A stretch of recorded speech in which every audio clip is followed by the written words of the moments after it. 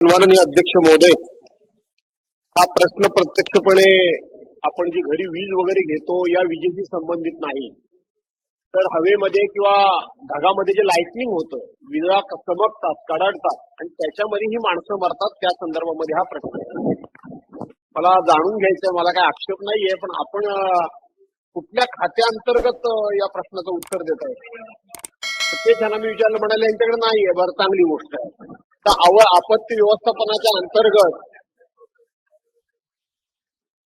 मला म्हणूनच मी म्हटलंच ना की हा डायरेक्ट विजेशी संबंध नाही असं मी म्हणालो. मुद्दा असा आहे की याच्यामध्ये ज्या विजा वगैरे कडाडतात, आकाशामध्ये विजा चमकतात, त्यातून ती वीज पडून माणसं मरतात, हा त्यातला खरा अर्थ, किंवा गुरढोरं पण मरतात. आता आपण सांगितलं की 2 नवीन ऍप डेव्हलप झालेले आहेत, ते आपण आपल्या मोबाईलमध्ये अपलोड करून घ्या. आपण त्या संदर्भामध्ये मार्गदर्शन करताय, अधिकचा प्रसार करताय, आम्हीही करू.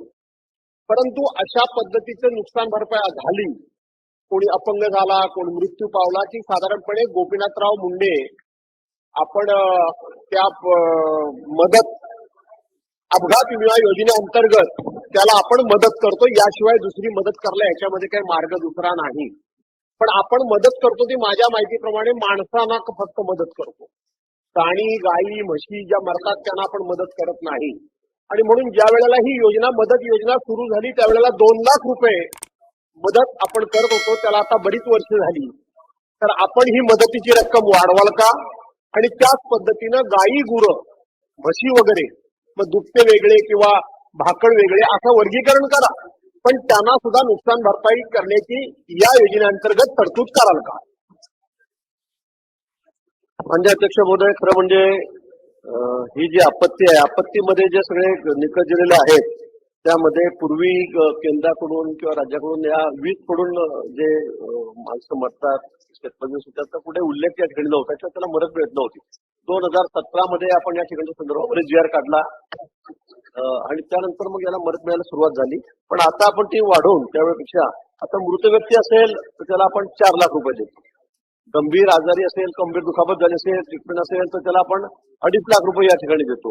आणि त्याचबरोबर जनावरं जे आहेत त्या संदर्भामध्ये गाय, म्हैस, बैल हे जे मोठी जनावरं असतील तर त्यांना 37,500 रुपये, जवळपास 40,000 कमी आहेत ते त्या ठिकाणी. तो शेळी मेंढी असेल तर त्यांना आपण 4,000 रुपये देतो. मग त्या कोंबडीला 100 रुपयेच आहेत. कोंबडीला